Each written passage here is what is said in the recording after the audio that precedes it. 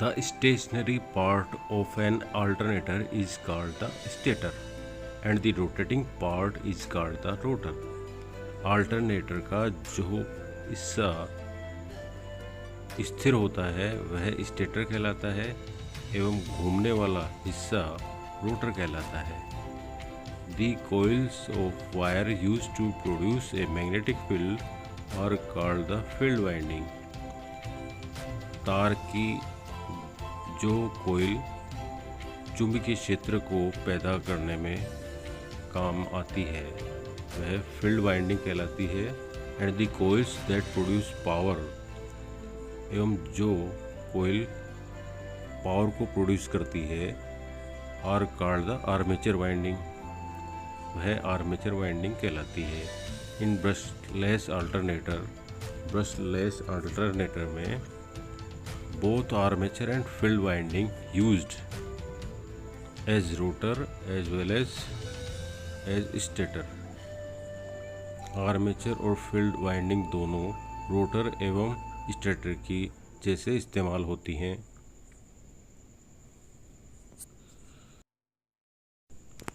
Working of brushless alternator की कार्यविधि. Brushless alternators have two parts. Brushless alternators में दो पार्ट होते हैं. One is excitation alternator part and the other is main alternator part. एक part को excitation alternator part कहते हैं एवं दूसरे को मेन अल्टरनेटर पार्ट कहते हैं. हमें स्क्रीन पे schematic diagram of brushless alternator नज़र आ रहा है. इसके दो पार्ट हैं, एक्साइटर अल्टरनेटर पार्ट एवं main alternator part. Exciter alternator part में हमें एक्साइटर फील्ड एवं एक्साइटर आर्मेचर नज़र आ रहा है. एक्साइटर आर्मेचर रोटर के रूप में एवं एक्साइटर फील्ड स्टेटर के रूप में. जब अल्टरनेटर को स्टार्ट किया जाता है तो एक्साइटर फील्ड के रेजिडुअल मैग्नेटिज्म या एवीआर के द्वारा डीसी सप्लाई के कारण इसके द्वारा मैग्नेट पैदा होता है. जब और यह मैग्नेटिक फील्ड जब एक्साइटर आर्मेचर के द्वारा कट किया जाता है तो इसमें ईएमएफ यानी कि वोल्टेज पैदा हो जाता है. अब ये है एसी वोल्टेज. जब डायोड माउंटिंग प्लेट्स यानी कि रेक्टिफायर के द्वारा मेन फील्ड को दिया जाता है.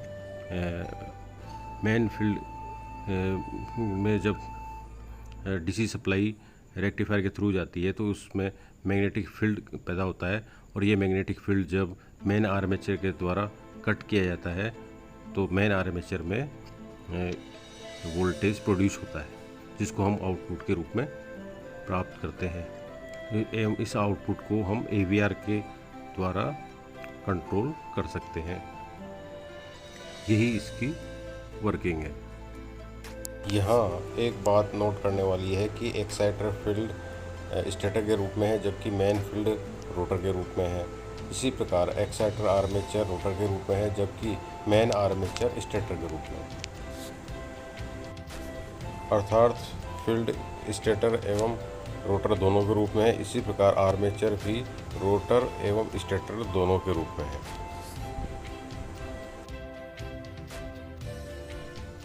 Excitation alternator. Here armature is rotor. यहाँ पे आर्मेचर रोटर के रूप में होता है एवं and exciter field winding is stator और एक्साइटर फील्ड वाइंडिंग स्टेटर के रूप में होती है. Exciter field produce a magnetic field by the help of AVR और रेजिडुअल मैग्नेटिंग. जैसा कि हम अभी देख चुके हैं एक्साइटर फील्ड मैग्नेटिक फील्ड पैदा करता है जो कि एवीआर या रेजिडुअल मैग्नेटिज्म की सहायता से. When it starts rotating a voltage generated in exciter armature. जब यह अल्टरनेटर स्टार्ट होता है तो एक्साइटर आर्मेचर में वोल्टेज जनरेट हो जाता है which gives current to main field, जो कि मेन फील्ड को करंट सप्लाई देता है to produce magnetic field in main alternator, जिससे मेन अल्टरनेटर में मैग्नेटिक फील्ड प्रोड्यूस होता है.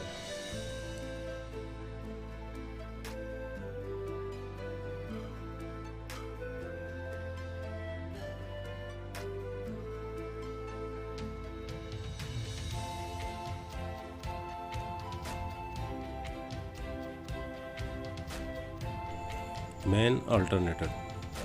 Here main field is rotor, यहाँ पे मैन फील्ड रोटर के रूप में होता है, एंड आर्मेचर स्टेटर, और आर्मेचर स्टेटर के रूप में होता है। Voltage produce in exciter armature, exciter armature में जो वोल्टेज AC वोल्टेज पैदा होता है pass through the diode mounting plate और रेक्टिफायर, वह डायोड माउंटिंग प्लेट या रेक्टिफायर के अंदर से गुजरता है, and goes to main field, और मैन फील्ड को जाता है, विच प्रोड्यूस ए मैग्नेटिक, जहाँ पे मैग्नेटिक फील्ड पैदा होता है। When this magnetic field cuts the man armature, जब ये मैग्नेटिक फील्ड मैन आर्मेचर को कट करता है, एक पोटेंशियल डिफरेंस इज प्रोड्यूस, तो एक ऐसी वोल्टेज इसमें पैदा हो जाता है। We can take supply out directly, जहाँ से हम आउटपुट ले सकते हैं। नो ब्रश रिक्वायर्ड, कोई ब्रश की आवश्यकता नहीं है। Here the voltage produce can be regulated by exciter field current, जहाँ पे जो भी वोल्टेज प्रोड्यूस होता है उसको एक्साइटर फील्ड करंट को के द्वारा उसको कंट्रोल किया जा सकता है।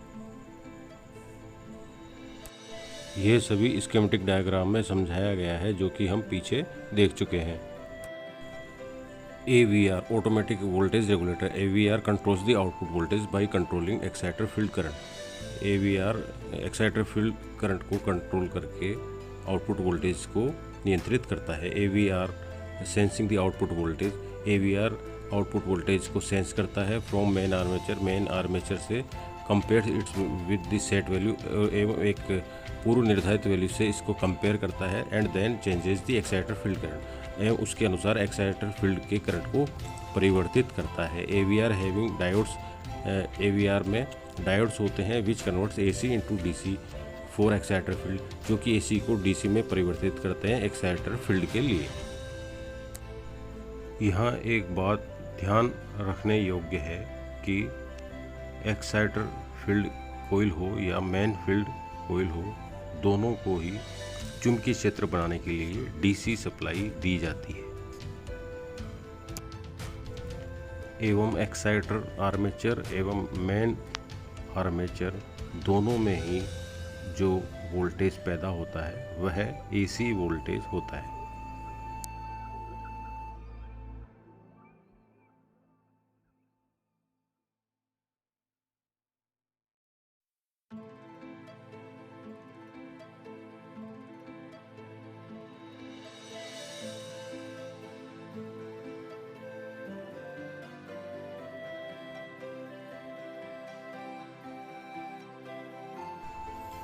अब हमारे सामने 3 फेज ब्रशलेस अल्टरनेटर का सर्किट डायग्राम है, जो कि स्कीमेटिक डायग्राम के अनुसार ही है।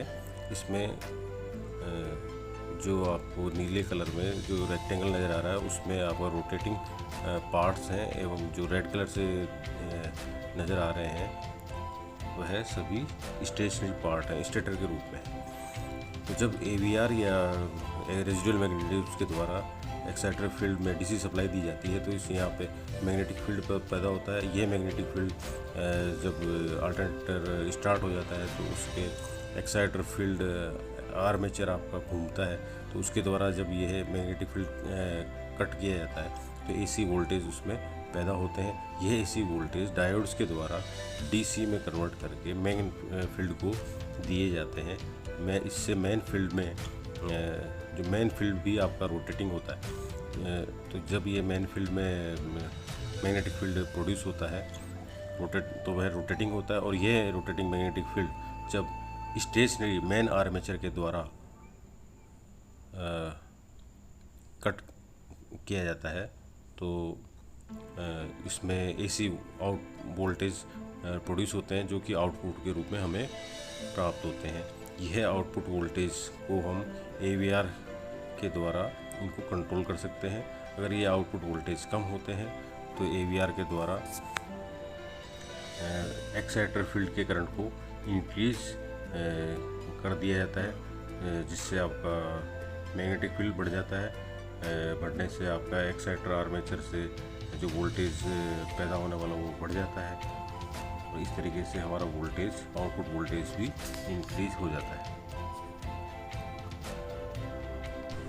आउटपुट वोल्टेज के रेगुलेशन को हम एक बार पुनः समझ सकते हैं कि अगर आउटपुट वोल्टेज एक सेट वैल्यू से कम होता है तो यह AVR इसको सेट वैल्यू से कंपेयर करता है, तो अगर वो ये कम होता है तो ये एक्साइटर फील्ड के करंट को इंक्रीज़ कर देता है। इससे मैग्नेटिक फील्ड इंक्रीज़ हो जाता है। इससे आपका एक्साइटर आर्मेचर में जो पैदा होने वाला एसी वोल्टेज भी बढ़ जाता है। तो इसके एक्साइटर वोल्टेज बढ़ने से मेन फील्ड का आपका डीसी करंट भी बढ़ जाता है। डीसी करंट बढ़ने से मेन आर्मेचर में एसी पैदा होने वाला एसी वोल्टेज भी बढ़ जाता है, जो कि हमारे को इस प्रकार हमें बढ़ा हुआ आउटपुट मिल जाता है।